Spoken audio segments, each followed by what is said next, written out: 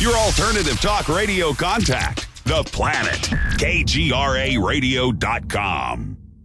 With infinite complacence, people went to and fro of the earth about their little affairs, serene in the assurance of their dominion over this small, spinning fragment of solar driftwood, which by chance or design, man has inherited out of the dark mystery of time and space.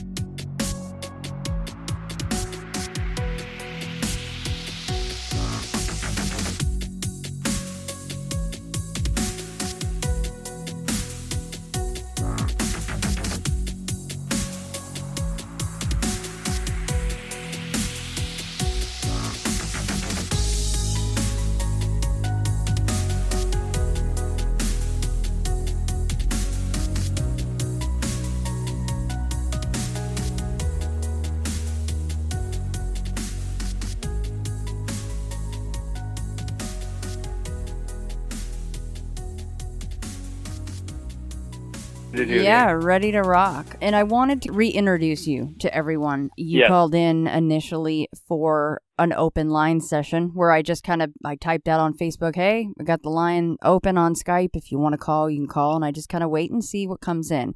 And you ended up calling. If you want to go back and hear that initial one, it's episode 96, Open Lines.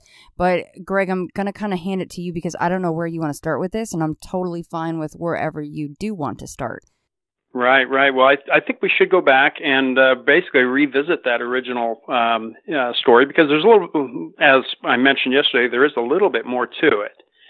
And so it was, we my family and I, we went to Las Vegas for a few days and in one of the things that we did, we stopped by the museum, Zak Bagans Haunted Museum before it was opened. And I took a couple of pictures just because, you know what? Hey, fans, my older daughter was a fan and she had just got married and they couldn't come with us. And so in any event, later that night, back at our hotel room at the Mandalay Bay, I got a text alert, sort of an alert, a Facebook alert saying that my friends liked the picture that I posted on Facebook. And when I went and looked, it was a picture of the tree with the clown dolls in it, which I have since has since been coined the clown tree, and which is out in front of his museum. And the picture was posted with the caption, "You can call it." And rather freaked out at 1 a.m, I kind of tossed the phone to the bottom of the bed, and I was a little bit, flabbergasted by what I had saw because I knew I didn't post that, and I'm like, wow, this is really crazy. So I kid you not, within a minute, I mean, my wife had woke up to get a drink of water, and I'm telling you, just within a minute, maybe, I don't even know, the doorknob to our hotel room shook violently. And that's why I don't think I told when I called the original time. But it shook violently. And my wife said, somebody's trying to break into our room. I mean, it was that dramatic. And so I said, just you put it in my hand, hey, quiet over there. And we waited, and there was not another sound out there, not another door opening, not another doorknob jiggling, not a person talking, no noise in the hall. And it was really weird. And I had zero interest in opening up the door and seeing who the heck was out there. So I found that very odd. Is it possible? I don't know. Maybe they were a ninja. I don't know. But, you know what I mean? But I mean, it was clearly strange because it was such a violent shake of the doorknob. So anyway, the next morning I had asked my kids, I said, hey, you guys didn't mess with me, right? Post something. And they were literally as shocked as I was when they saw that. And they said, well, how can we get in your phone anyway? But no, we didn't do it. So there was a big shock that whole thing happened. So that was the story behind I guess the next phase, which was I had, because it was such an unusual occurrence, I really had a desire to let, Zak Bagans basically know what happened at his museum. Mm-hmm. Obviously street credibility, right? And so then just thumbing around, I caught that they were having this contest, right? To be guest investigators at the museum. So I said, well, heck, you know what? This guy needs to hear this. And so my son helped me. I put together a video, which I guess you could find out there somewhere, and kind of explained what was going on, and threw you a plug on that. Yes, you did. And Thank you. and shoot, it was a little bit later. All of a sudden, they released the top 20, and we looked, and oh man, I wasn't on there. Oh well, I was disappointed, and then I flicked the phone over. Me and my daughter were standing there, my middle kid, and I flicked the phone over, and son of a gun, there was my face only a mother can love. There it was. So I made the top 20, right? And this was great, man. We were jumping and hollering and all that. And so, the next day I got a message that I was one of the winners of the show. So obviously I was elated, called him, we worked everything out, and set up the time where I was going to be going there to do the show. And just to give a little more history on me, from a very young age, I've always been very much a study of anything cryptid and anything paranormal. It's always been such a huge passion of mine, but it's always just been a hobby. So all this is really cool that this is all kind of going down at this point, right? Because of that. I mean, hey, you know what? Me and my friends, we drove our bikes all the way down to the Marlindu Theater in Burbank, and Legend of Boggy Creek. I mean, nice. that was a huge deal, yes. And since then, it's just always been, and had a lot of very unusual experiences that have happened over the years. And I've told you about a couple of them in private. Mm-hmm.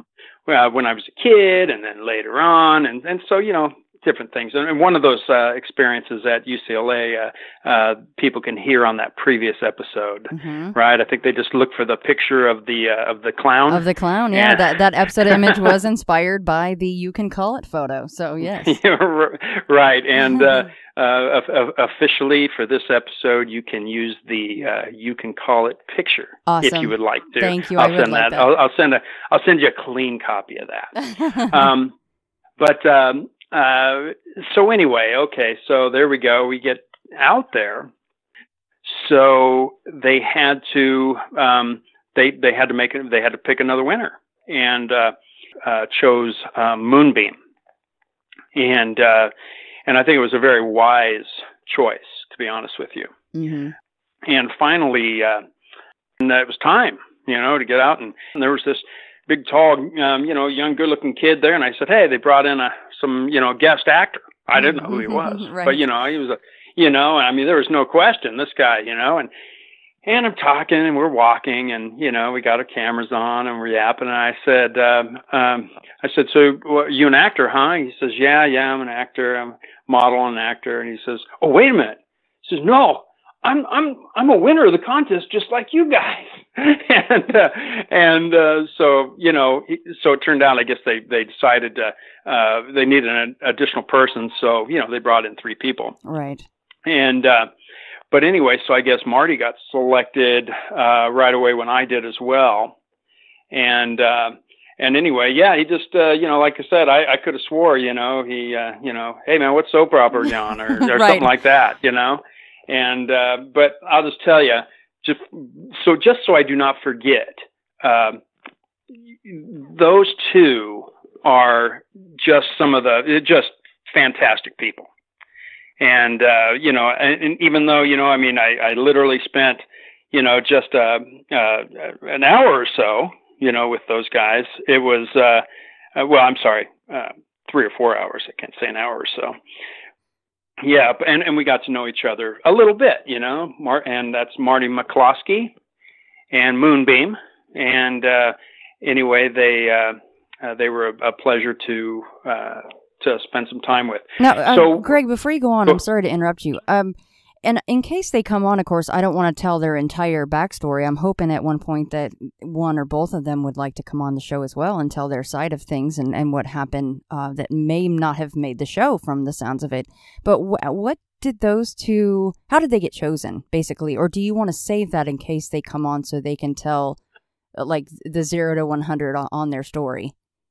Yeah, well, let's save some stuff in that respect, and you know, when they come on, I think I'll be on with you, right? And yes. So we'll, if in case there's anything that you know I need to interject, you know, I will. But they both have great stories from that night. Awesome. Yeah, maybe that'll encourage them to come on a little more. I'll be like, well, I kind of teased you guys and your story, so that would be amazing. Yeah, well, I think to talk they to do. them too. I mean, I think they both do. And Marty is doing a show there in Las Vegas, which is taking up a good amount of his time, Mm-hmm. and I believe it's called let's see, Tournament of Kings. Yeah. And I know Moonbeam is doing some YouTube stuff, some investigations, which I saw one. It was pretty cool. And so, you know, hey, they're moving right along. So, but I do know they're both interested. So we'll make that happen. Okay, we'll just get everything where it all Absolutely. works out. By the way, Tournament of Kings, great plug for that show. I love that show. I haven't been in years. I need to go again. You know, yeah, when I come down to the museum here and, you know, a couple weeks down the road, I'm going to be stopping by there. Might be about 3, I don't know. But when I do come down there, I'm definitely going to go watch that show too. I mean, how can I not? Marty's in it. Right. So, yeah. And they they feed you incredible food that you have to eat, you know, off your hands. And then they have I think they actually call them the wenches, you know, that feed you the wine and the food, right? They're going with the whole period and the time. So it's, I might be speaking out of turn there, but I'm pretty sure that's what they call your server. Yeah. Well, which is pretty funny. well, you know, it's going to be great. Yeah. No matter what. So it's Vegas. It's a Vegas show. So it's Vegas. So all right. I'm sorry to interrupt you. Let's plug that's on all good. because I know that people would have been like, well, what about, you know, Alex / Moonbeam and Marty's story. So I want to make sure that we kind of touched on that at least. So hopefully, guys, we'll get those two on as well, and you can hear their story too. Yes, promise. And critical that they tell their stories. Yeah. And the very first thing right out of the chute. Moonbeam was sitting down. He has like a bench out in front of the door there. And, you know, as we're walking up, you know, of course, I'm telling them you know, the clown tree story. And finally we're there and we're just waiting. And me and Marty are talking and, you know, he says, hey, there's a light right under you to Moonbeam, right under your seat where you're sitting. And, she's like, what, really? And she started moving her legs kind of back and forth, like to look. And it's like, wait, Moonbeam, don't do that. We don't want to see it. And I think I might have got a little just glimpse of a light, but not certain. But Marty clearly saw something. I mean, he looked right at it. We're talking. He looked right at it and goes, hey, there's a light right below you. And that was crazy. That was the first thing. And you know, and then, you know, like I say, a lot of chatter. And during the night, I just wanted, before I forget, I wanted to mention that several times I was touched. And I'll go ahead and go into this now because a little later it'll come up again. But they came out. We met Zak, and you know, we chatted for a few minutes. Real good guy, and all those guys really were, you know. So anyway, they split us up and they all had us go into 3 different doors, and it started almost right away. All of a sudden I felt a tap on my left arm, and I'm holding the door open. So right then I said, I mean, you know, there's a camera on me the whole time staring in my face. And I you know, I said, wow, it's already started, you know. And so we got started going through the house, and I just wanted to point out that there were several times that I was touched, I would say, in that house, in one way or another, and tapped in that left arm twice. And one thing I wanted to point out is that when we were hanging out front, and me and Marty were yapping, we were, back and forth, joking around and stuff, Marty was saying, I just want one of these things to punch me in the face. And I said, no, Marty, no, you're a model. You got to protect your face. I said, let it punch me in the face. And we were teased, and we had that interaction twice. I don't even think we mentioned it was the Halloween special, and you could see it. I know it's titled Annabelle's Curse. Correct. Yeah. There was about 3 times where I felt like something was messing with my mouth, like a tickling, like a tickling on my mouth, and so I would rub it like it was a bug or something, and that happened 3 times. And that's another thing that when we were talking, I don't even think I mentioned. No, you didn't. And interesting. And there's something to that that we'll talk about later. But that's one thing that did happen, and it happened 2 or 3 times. And then there were other things that happened to me as well, which we'll talk about in a little bit. So anyway, everybody's making their way through their own portion of the house. And as you saw on the show, he was he acknowledged my story and the picture, and basically insinuated that hey, that was the reason I was there, and and that he felt that he didn't really call me there, but maybe the spirits in the place called me there, and. So, but I kind of, okay, that's fine. And there's certainly something to it. Okay. There's a link that causes all this stuff to happen somehow. And I think I know what it is, which we would talk about on a future show, maybe. So anyway, off we go. And for the first, little while, I'm wandering around and I kept seeing this music deal go off in this one area, and I was freaked out. Every time I'd go over there, it would go off, and I'm like, wow, this is something. And then, I'm not even thinking that, it was a motion sensor that was going off. And when they finally told me it was a motion sensor, I'm like, oh, crying out loud, I just wasted like 10 minutes in this room, right? That part, I was cracking up because actually I remember Zach was in what they call Nerve Center, and they were kind of watching you guys. And he's like, whoops, I forgot to turn that off. Whoopsie. Yeah, well, that was the clown, right? That was the clown. And, but anyway, so then I at that point I start going up these stairs, and that's where, I found that clown, room area, which was pretty cool. They got set up really nice and neat in there. And that's where and trust me, when I looked in the camera, which if people watch the show, they'll see, I said, are you the one that posted that thing on my Facebook? Well, I was kind of teasing. Right. So, anyway, we had that experience in there with the clown jumping out, and that was fun. And then somehow I kind of stumbled across them. And I believe that was about the time, that, they had some stuff going on, I believe, with Moonbeam at the time inside the coffin room, now known, maybe, who knows, by the David Cook room or whatever. Yeah. Because they got the EVP that his name was David Cook in there.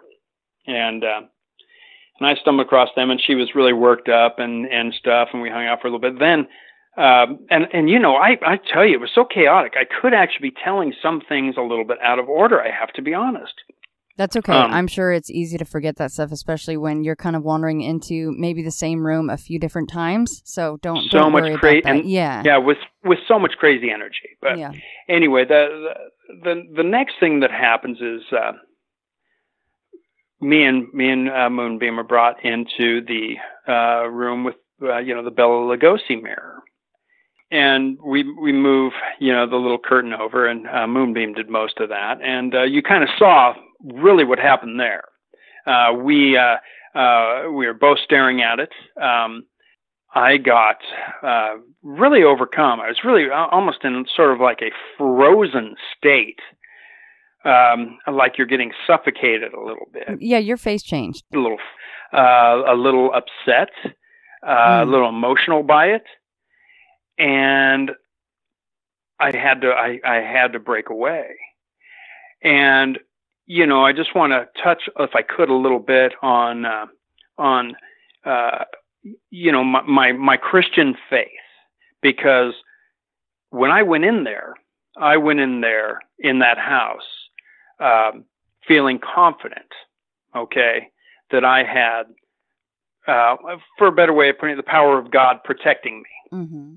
And I probably did quite a bit, but I probably needed to prepare a lot better, because hey, in my mindset, it was like, these things can't affect me.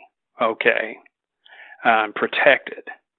But you know what? Regardless of my protection, they can affect me, and they did affect me. And that is something that in future endeavors, I need to be very, very aware of. And I need to be far more prepared. So that said, I snapped out of that, and I went back up to the mirror, and I just got confidence and said, no, not going to let that happen again.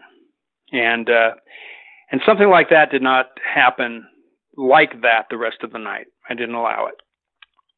And Moonbeam saw some movement in the right-hand corner of that mirror. And she kind of yelped about it because it was a shock. And she started to move away. And I kept staring. I think I was staring at that mirror for at least 10 minutes. Oh, my gosh. Really? Yeah, I was staring at the mirror. And in fact, Moonbeam will tell you, man, Greg, you spent a lot of time at that mirror, she told me. Did you see movement in the mirror, or you were so zoned out? Yes, that you... and yes. And I believe I did. And what it seemed to me was, I didn't see anything menacing.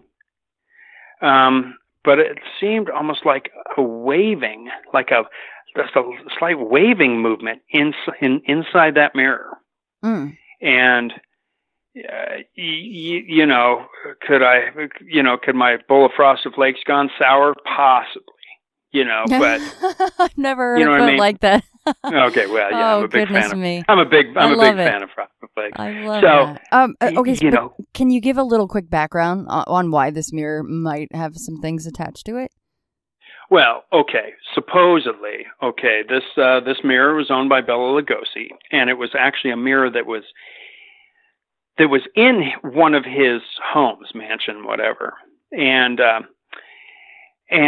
there was a person, murdered in Bella Lugosi's home, and it was there was a lady, Cindy Lee, I believe her name was, and she was, it was her uncle that apparently was horrifically, well, any murder is horrific, but he was murdered in the home, and the word to it is that it was in front of the mirror, and they feel that a lot of that energy from that event,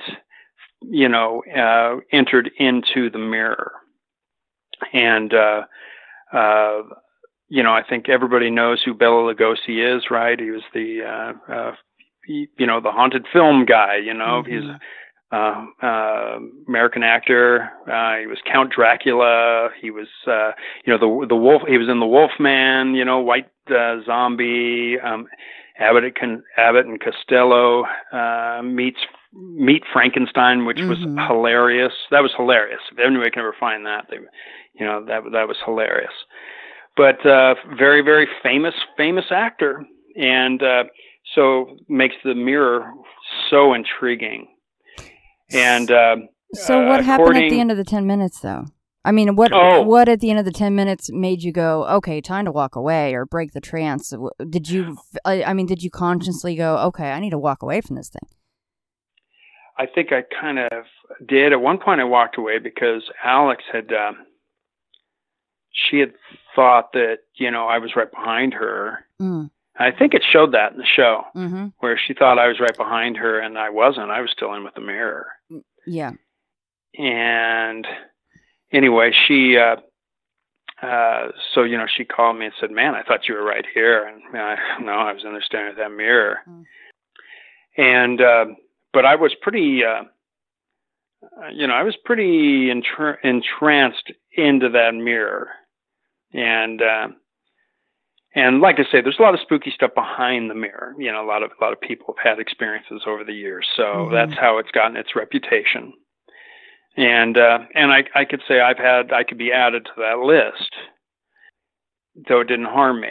I don't think it was trying to harm me. I don't know. Maybe it was. I don't know. Well, and out of fairness to the show as well, you guys' Annabelle's Curse was actually the second part of a 2-part Halloween special. And in the, actually, no, that was still in Annabelle's Curse, right? When the gentleman fell to the floor after he was looking in the mirror. Was that in the first part, or was that in part of you guys'? No. That was that first one with, I don't even know. I can't remember what they even call that first episode. I can't remember either. But with all the witches and the witches and all the vampire dude and all that. Yeah. There was part 1, and he was looking into the Bella Lugosi mirror. Oh, it was called Museum of Madness, I believe. That's it. Yep. That was part 1, and part 2 was you guys and Annabelle's Curse. So Annabelle's Curse. Now, yes. Annabelle had been in the house the day before.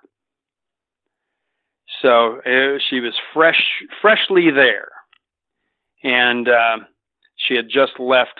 Zach told me, she was just here the day before, and they left. And what's so cool about that is the way that she is packed in and packed out. The man, the handler, the man who is in charge of taking care of Annabelle, puts on, they look like gloves that you could probably touch molten lava and be fine. He had these massive gloves on, guys, and he was picking up Annabelle and putting her, in her metal case and shutting her. And he said, under no circumstances should anyone touch Annabelle without these gloves on.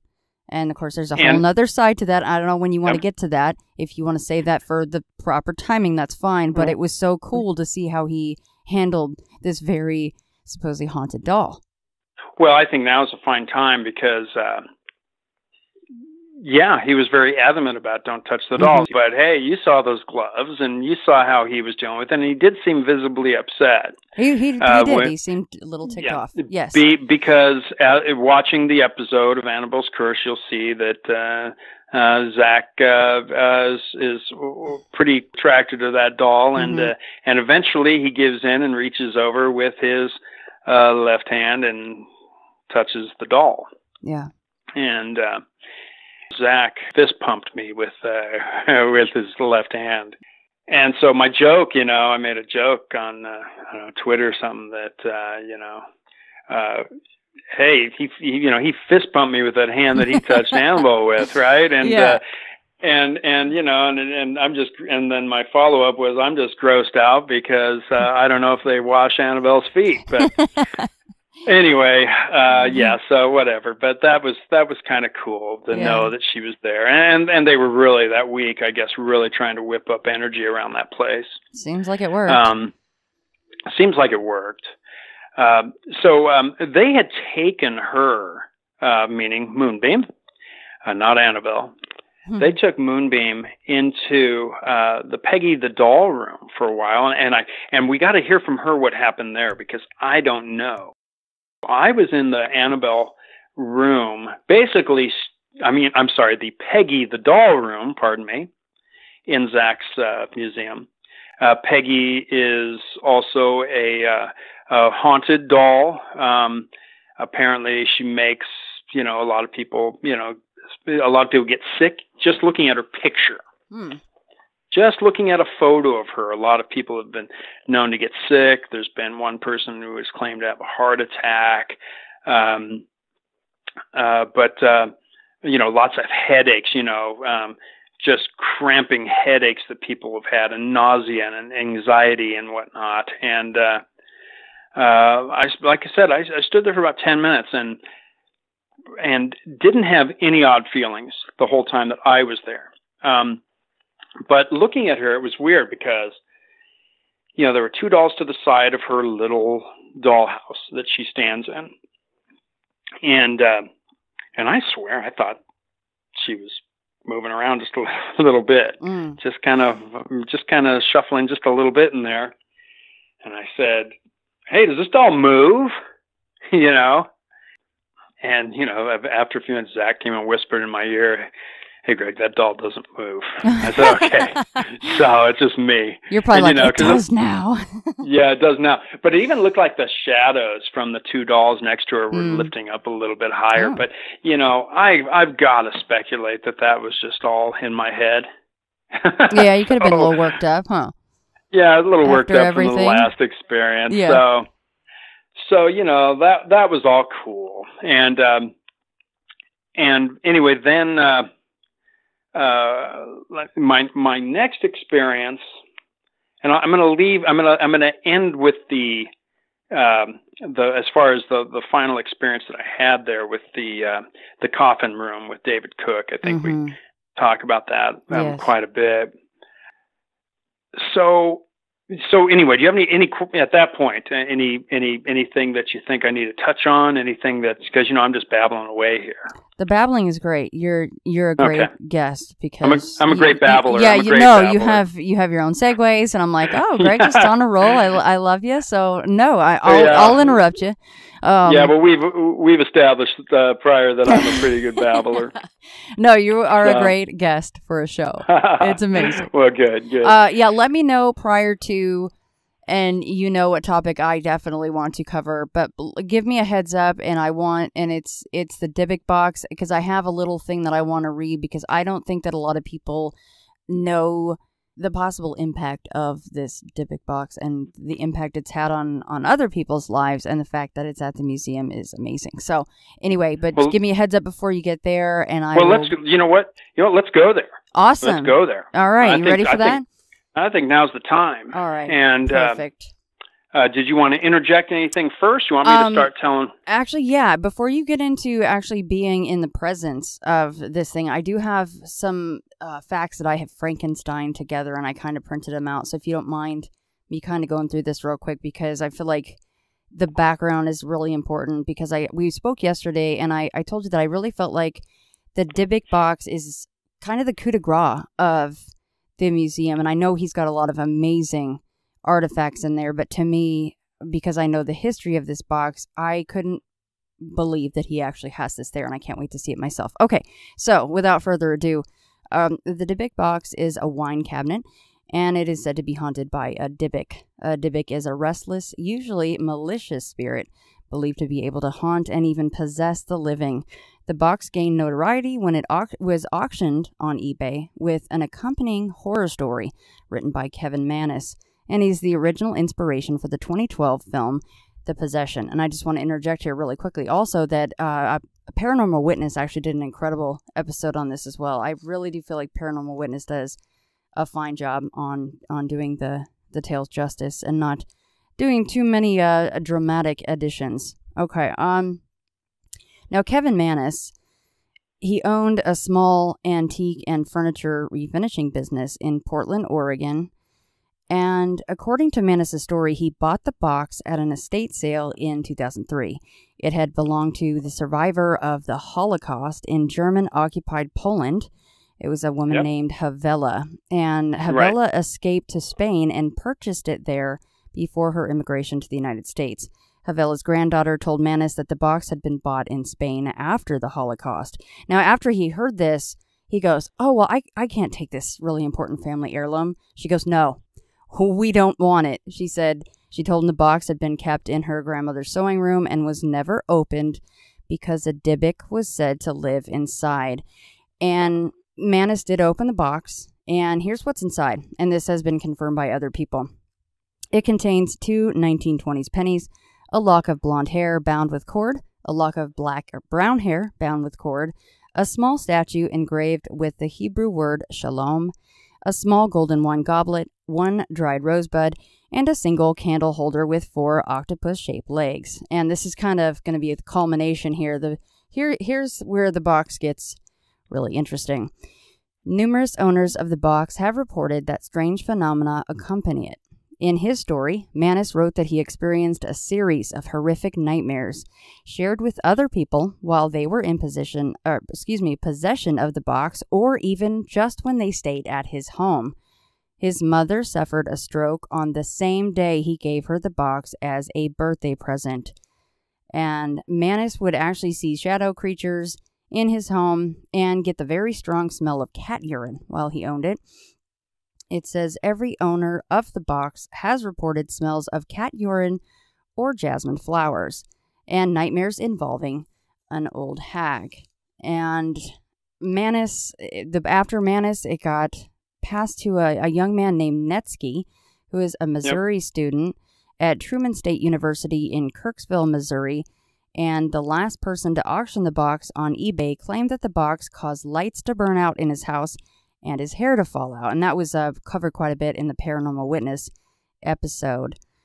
Next is Jason Haxton. He's actually the director of the Museum of Osteopathic Medicine in Kirksville, Missouri.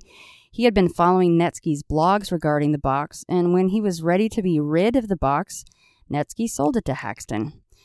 Haxton actually wrote a book about it, which I would be interested to get, but he claimed that he subsequently developed strange health problems, including hives, coughing up blood, and head-to-toe welts. Haxton consulted with rabbis to try to figure out a way to seal the Dybbuk box in the box again. Apparently successful, he took to the freshly resealed box and hid it at a secret location. Of course, that was until it got passed to Zak Bagans, and it is now here in Las Vegas at the Haunted Museum. So, Greg, and thanks for bearing with me. I just wanted to give a background for those that didn't know. The background of this box is astonishing. And, when you watch, I don't know how the movie is. I have no idea. And I have not read that book by the doctor there, but, or the director, I should say.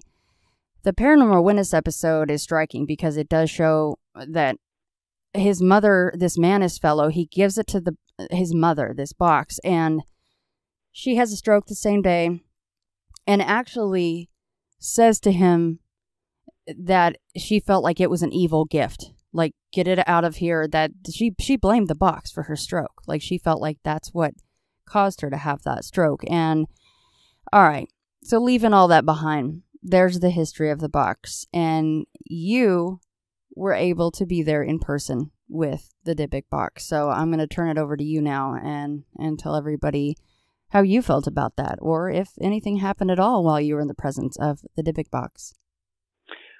Well, and just to elaborate a little bit, the Dybbuk Box, or Dybbuk, it's pronounced a couple different ways, and in the Hebrew it's the Kufsat Dybbuk, which again simply is a wine cabinet. That it's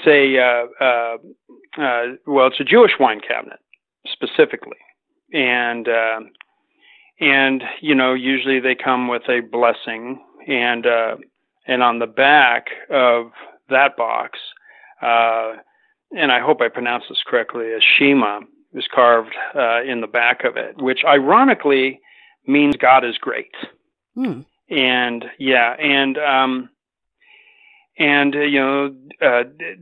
Dybbuk is adhere or cling. Dybbuk equals act of sticking. So interesting. Yeah. So it's there's a lot of speculation about exactly what the presence is. Yeah. The soul of dead, a dislocated soul that's in disarray, and but the theory behind the Dybbuk is that they will cling to their host, which makes sense to this box until they're done with it, and then they will leave it to torment elsewhere. And Dybbuk, as you had said, is a malicious spirit. So that said, whether all of that stuff was made up or not. Okay? Because let's face it, all of this stuff could be made up.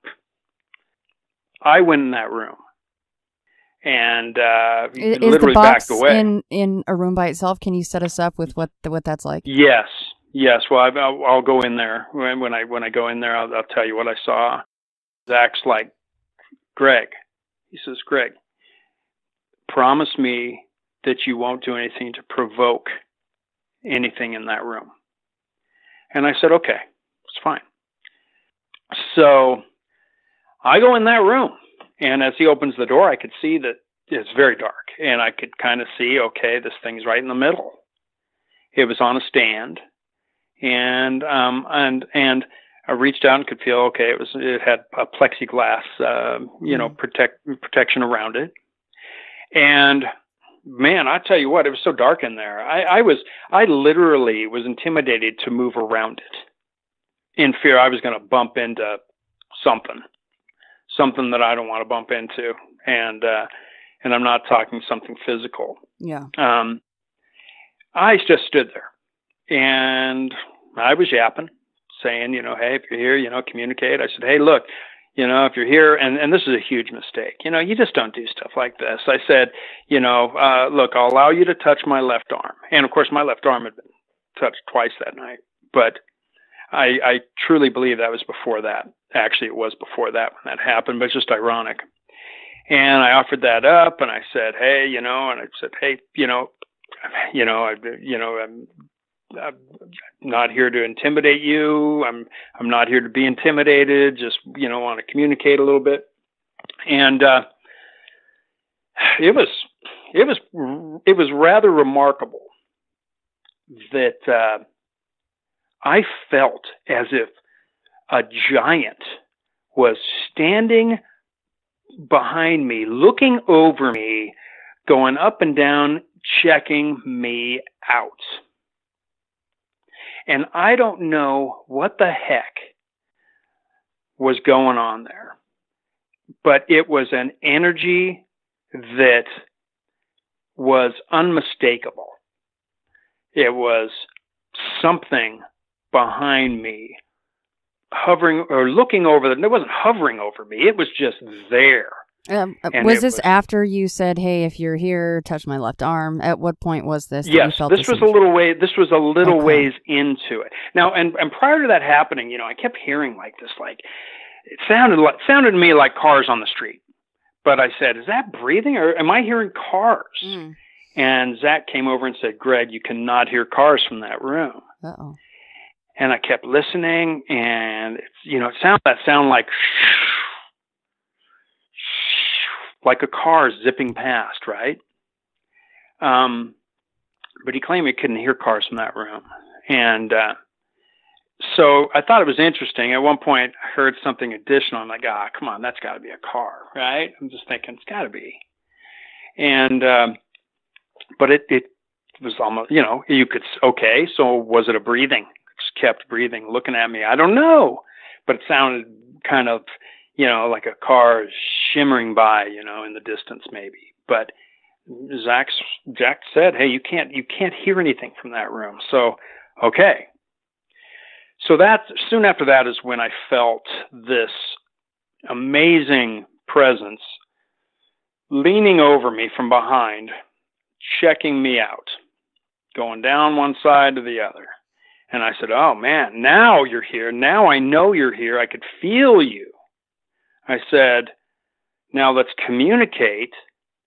And Zak opened the door.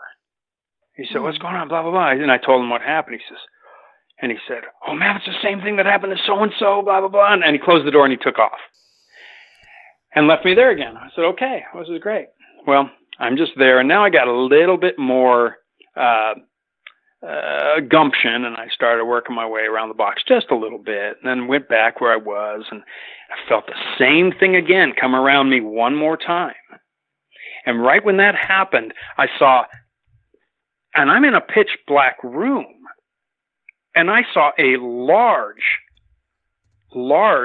shadow go across the left side. Oh. Must have been really dark because you're already in a dark room. Yes. And I mean, there was a very small little shade of light from little lights on the cameras, right? Mm-hmm. But you couldn't see anything. And I couldn't even see the box in front of me. And I said in the camera, I think when I saw that, I said, man, you're a big old hoss.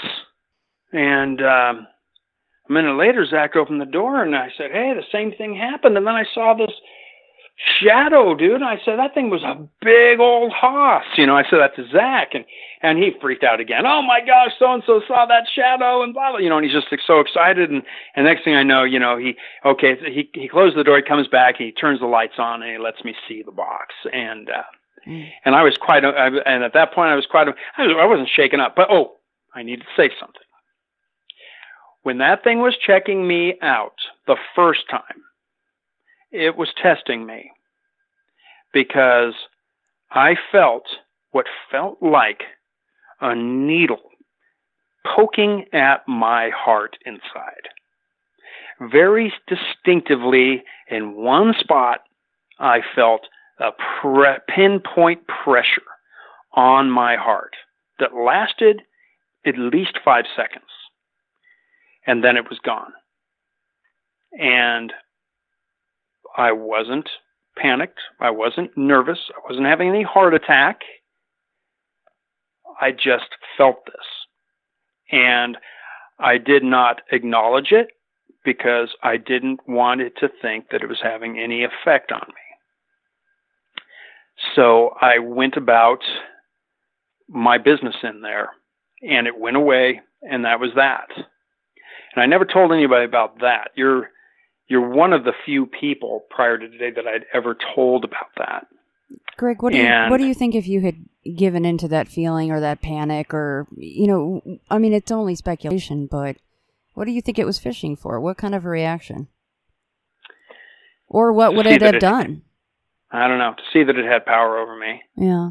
Because I told it didn't have any power over me. I told it, you don't have to be intimidated by me because of my faith. And what was I doing in there in the first place? What was Goody Two-Shoes doing in that museum? Okay. And those things knew I was out of place. What are you doing in there? And I felt a curiosity towards me. Mm. They could have just asked me. I would have told them, hey, I've been into this paranormal stuff for years, man. Just, I'm glad to be here, whatever, blah, blah, blah.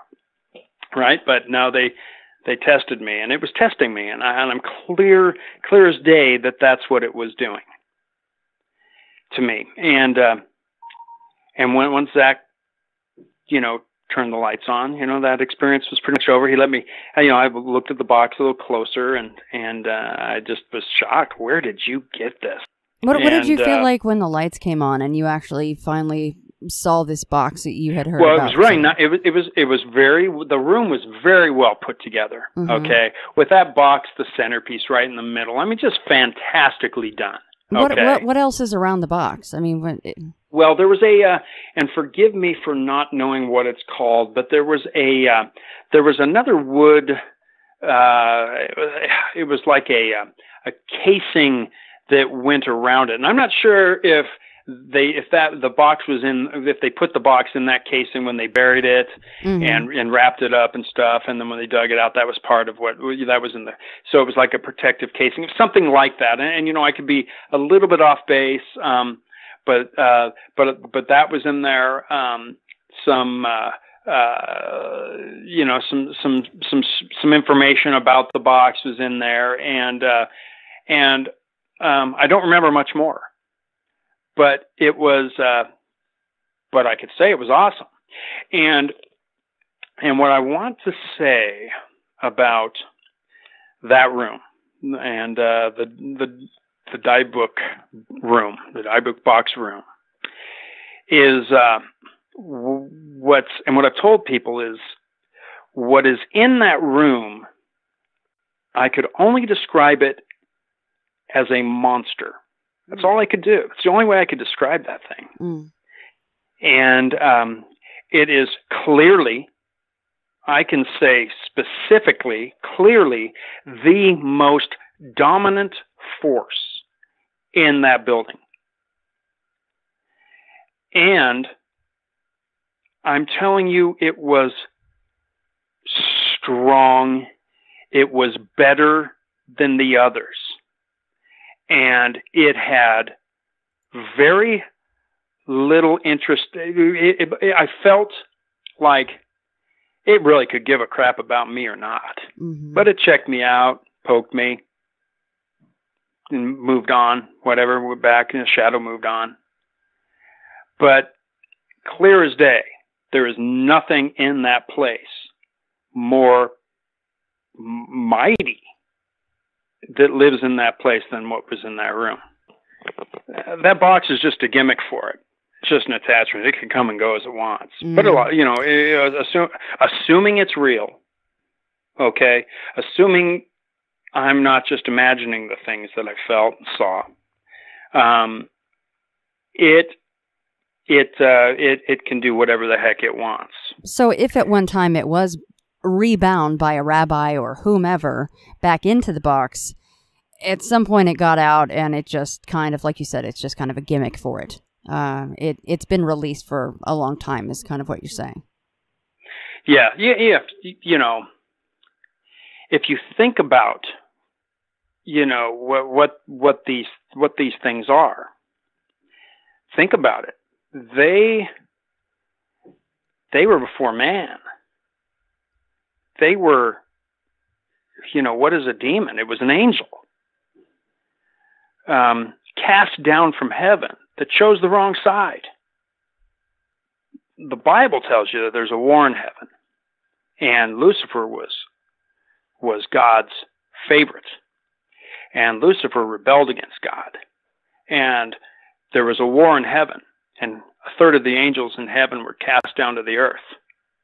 They were what we now refer to as the demons and things of that sort.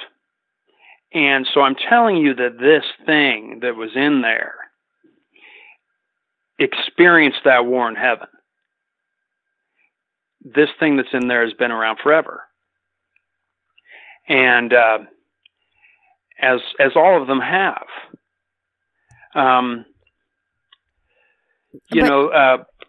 Go ahead. I'm sorry. Do you think, though, that then this timeless demon or creature, monster, is bound to the box a certain extent because of some ritual with the things that are inside of it? No, because it likes it. Because they cling to things. Mm. It's a clinger, and that's what it's clung to. So it just assumes, and it knows, and it's worked so far, that this box will be gifted or sold or passed on to someone else. Yes, and it's worked. And so now far. look at where it wound up. Right. Now I'll tell you what. It would be my suspicion that that thing's going to get sick and tired of people coming in there, and it's it's not going to want to be there anymore. What does that mean for the museum, though?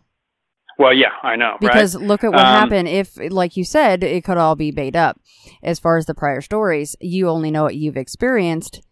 But look at what happened to the young man who had it in his apartment with his roommate. They were having lights go out, and at one point they were worried a fire would start.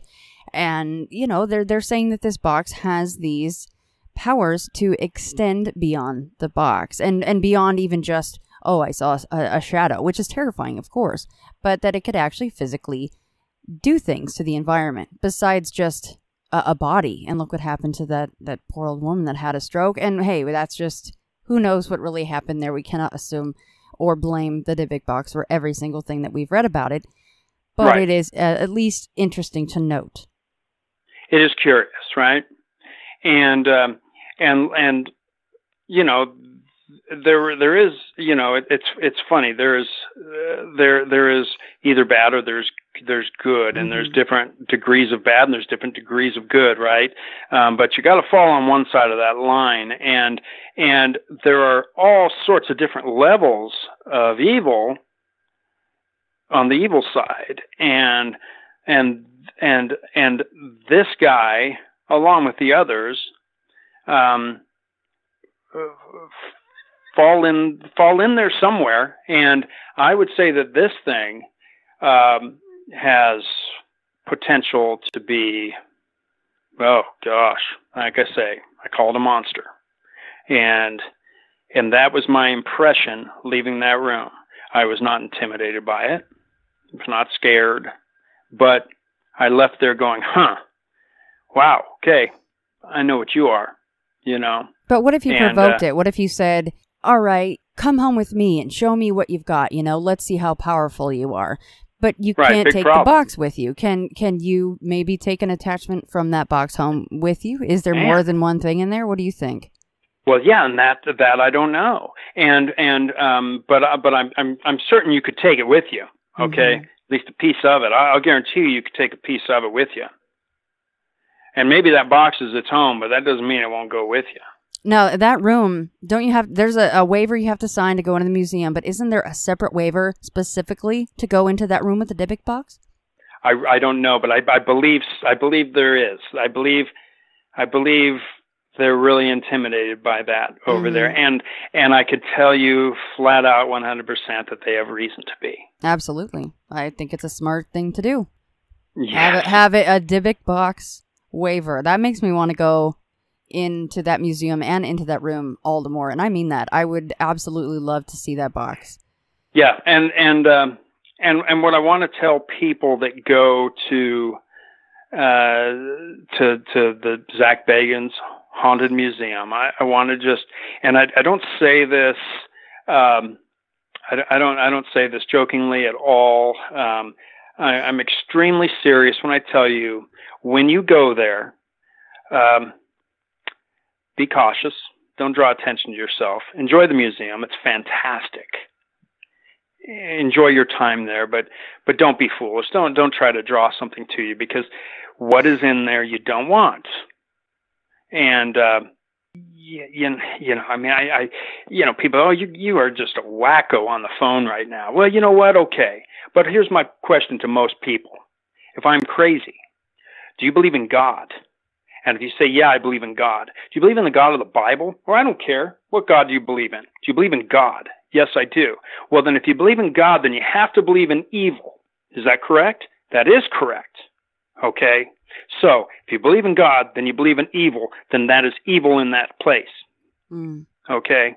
Evil is there. It can be anywhere, just like there's good, just like there are angels and that protect us as well. So if you think I'm crazy, okay, well then I guess the Bible's crazy. Okay? I guess history is crazy. So I'm not, so that's all I have to say about that. So that's pretty much what happened in the Dybbuk box room. I can't wait to meet it. I really can't. And I'm really proud to say that I really do feel like here in Las Vegas we have the world's most haunted museum. So I'm really proud to say that. I can't wait to go. All sorts of crazy stuff. Yeah. Awesome places. Before we touch on the other things that we're going to do, did you want to the Oddfellows skeleton and the David Cook situation? How much time we got? We got time? Can we keep going? Absolutely. All right. Well, let's go there. Let's go there. And I know, obviously, Alex is wanting to go there again. Yeah. So after that, that's, I may have actually gone from there. I may have actually gone from there into the Peggy the Doll, but it might have been the other way around. That's all right. I would be the same way. You know how I am with that stuff too, so no problem. Moving on, which was really kind of cool because you saw in the the coffin room. Mm-hmm. I think it's sort of what they were calling it. That Alex had the experience, before. There were so many crazy things that happened in that room that night. They brought me into that room, and just me by myself with the, trying to remember what device we were using, the spirit box device. I think that's what they call SB7? Yeah, something like that. And man, I was trying. and you know, as I'm standing in there, you know, they were telling me, you know, Moonbeam got, you know, it gave us a name of David Cook, blah, blah, blah. And that's when Jay came over the radio and said, "Hey guys, you won't believe this, but I found something tying David Cook to the Oddfellows." And so they freaked out over that, right? And then I started trying to ask questions. I got right down in there, and I'm telling you, it would not say a word. Tried about 5 minutes, and my experience at that point, I wasn't totally as a bystander, but partly, they went in and they brought Alex back. I'm sorry, better say that. I'm sorry, Alex. Moonbeam. Sorry, Moonbeam. Moonbeam. And they brought Moonbeam back. And she started asking it assortment of questions. And it was answering. I can't even, and honestly, in the craziness, I don't remember all, and she didn't either, because we talked about it afterwards, and we couldn't remember all the things that it said, but it answered questions. Like coherently answered these questions. Coherently. And you saw the part where she had said, "Oh, I love David," on the show. Well, you have to understand, there was a real flirtation going on between her and this David Cook. And I was looking, thinking, you better be careful. I didn't say anything to her. They were very interested in her experience at that point because I was getting nothing. I was kind of out of the way at that point. And she was getting I hope it's not the right word, but almost like a flirtatious type chemistry going on. And then it turned. Then it started affecting her negatively. Then it started getting ugly. And then it started becoming a terror, no longer a friend. And she had to rush out of that room several times. And they would encourage her to get back in there, and she was a trooper, and she would go back in there. One time she ran out, and she was literally buckled over the floor, and I told her, I said, "Moonbeam, you got to remember, these things are not your friend. They're the complete opposite of that." And she shook her head and said, "Yeah, I know that now. I realize that." And she got her composure, and they keep putting her back in there. And at one point, when I was in there with Zak and Billy was behind us filming, he yelled out, "Oh my gosh, that thing is swinging." And there's I thought it was a cross, but it's not. I don't even know what you call that. It's a little decoration like latch, or like a metallic tassel type thing that hangs down in front of the casket. I don't even know what to call that. I wanted to research it, as you know. Obviously, I do a lot of research. And I forgot to. But Billy said, "That thing is swinging." And Zach's like, "What's swinging?" He's, "That thing, it's swinging," because he could see it in his camera. But we didn't have that sort of camera. We couldn't see. It was so dark in there. Couldn't see anything. And so we didn't feel much of it. But then later, and Moonbeam was that thing, she was in battle. That thing was raising havoc on her. And at one point, I'm standing at the camera, kind of right outside of the room watching, because I'm no longer really involved in what's going on. And trust me, I would have blown myself off too if I had action that they were getting from Moonbeam as opposed to a dud from me. And all of a sudden, they had her go over and kneel down next to the coffin. They have a little pad there you kneel down on, right? Like a prayer pad, stool. Mm-hmm. And as she approached it, that thing started swinging violently. And I said, that thing is swinging again. I yelled it. They said, what? I said, that. And I said, that cross thing, it's swinging again. And they were trying to look and see it. And yeah, I remember from one of the scenes in the coffin room that they were running the full spectrum camera and taking shots of the coffin area. And like you said, the kneeling pad. And they actually did capture a black mass down at the bottom. Yes. Bottom right. Yes. And to be quite honest with you, I might have been staring at that camera that filmed that and didn't see it. Right. Because I was standing at that camera a good period of time. Well, and Alex actually saw a black mass with her own eyes at some point, I believe. Earlier, the first time in there, apparently. Or I think, or at least it was when I wasn't in there, but I was pretty much there kind of most of the time on the second round. I was just a lot of the time I was maybe even out at the doorway or whatnot. And so at one point there, you know, they talked her into going back in there, and she went in there. She, like I say, she was a trooper. At this point, I kind of have the impression that whatever was in there didn't like me. Oh, man, I totally forgot. At one point when it's communicating with us, and it answered so many coherent questions, one of which, you know, it was very interested in Moonbeam, right? We've kind of already sort of established that. And at one point, sorry, I'm trying to pull something up here. It's okay. And at one point, Zak was saying to it, well, do you want the men to leave? Because it was very interested in Moonbeam. And Zak said, do you want the men to leave? And right then, it said leave. Mm. And my camera was pushed to the right towards the door. On my chest, the camera swung to the right side towards the door. Basically saying, get out of here. Yeah. And, it did say things. It said flee once. It said devil. But it answered some questions just like it was conversation.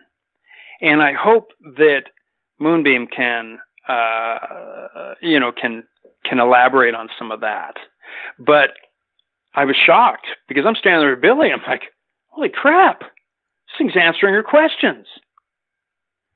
And then, like I say, the last thing was Zak saying, hey, do you want the men to leave? And it pushed my camera, and I said, hey, someone just pushed my camera, and it told us to leave. And so we backed out of there and left her in there. And I just stood there staring into the camera that was in the doorway. And like I say, she had been really being tormented quite a bit too. And boy, it got to her, and she came out of there, like her pants were on fire. And petrified, she ran out of there, man, because it's like, oh, this thing was just raising havoc on her. She went by me, and at this point, they were messing with the thing, and they looked up at her like, hey, you okay, Bubba? And I felt something grab my left buttocks, we'll say. And there I looked at them, and I said, something just grabbed me.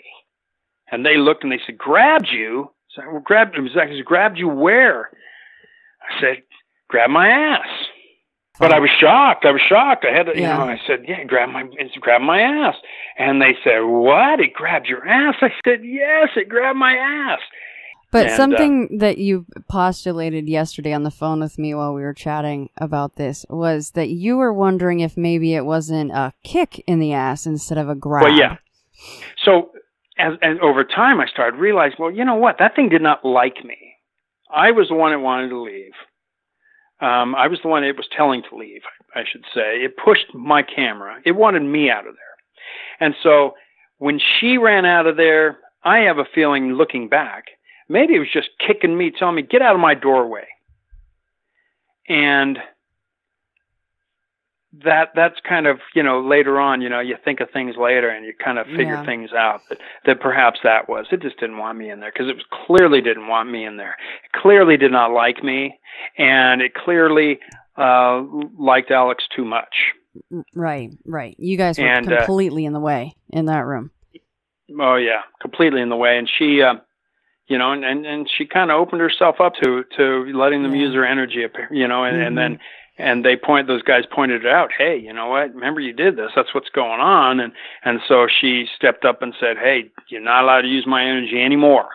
And I'm probably telling too much of her story. And there's a lot more that she has to tell. And she might even tell things a little bit from a slightly different perspective, some of the stuff. But those are my observations of that of that experience in that room. And I know she will back up everything, as far as that whole experience there. And pretty much that ended the night. Marty found his way to us with Aaron, and Zach kind of said, hey guys, okay, well that's it, we're going to wrap up. Something else we were talking about yesterday, and hopefully it comes to pass, is you might be coming out here in a few weeks, and I'm hoping to possibly accompany you to the museum, and maybe we can get some special permissions. I don't know if that's going to be possible, but to film in there, or maybe even just have 20 minutes to just see what we see. And having had you there already and kind of knowing the layout, I think that would be pretty cool to go to kind of the hot spots. I know that the Dybbuk Box room would be probably number one on the list for me, but maybe they have allowed other media. Mm-hmm. They do specifically say, no cameras, no recordings. But like I said, they have had other media, and perhaps we could figure out a way to allow that to happen, right? So just throwing that out there in the recording, just in case maybe somebody hears it that might be able to pull some extra strings. So I think that would be wonderful. And I'll try to do my due diligence to that effect, and trying to find out who in my household is brave enough to come with me. Right. But definitely in a couple of weeks I'll be heading down that way, because I think it would be fun to go through the museum.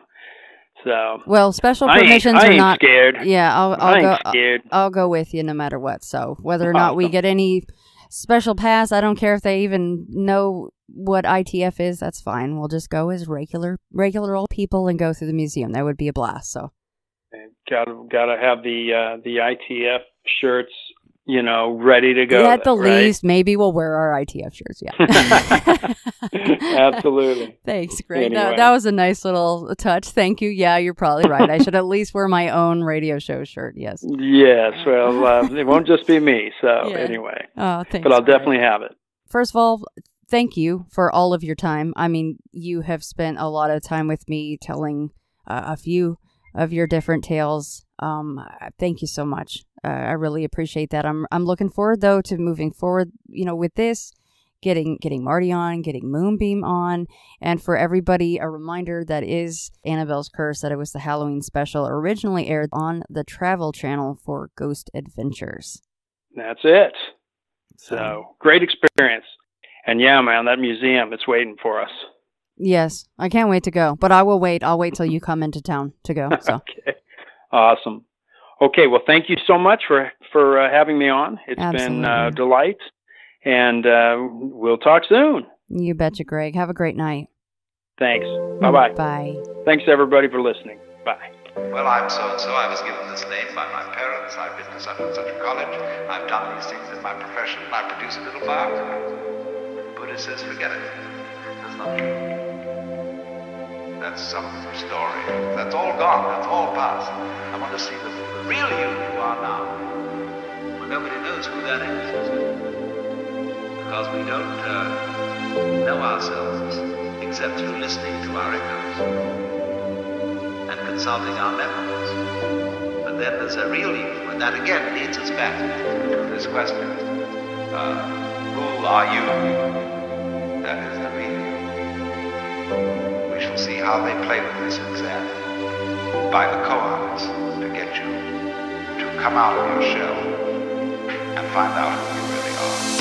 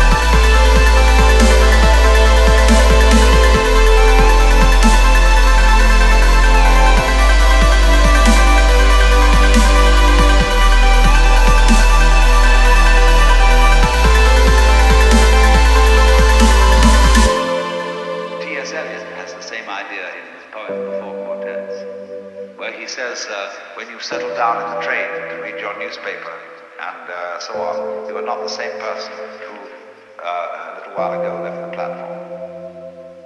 If you think you are linking your moments up in a chain. And this is what binds you to the wheel of birth and death. But when you know that every moment in which you are is the only moment, this comes into Zen. A master will say to somebody, "Now get up and walk across the room." And he comes back and he says, "Where are your footprints?" They've gone. So where are you? Who are you? When we are asked who we are, we usually give a kind of recitation of a history.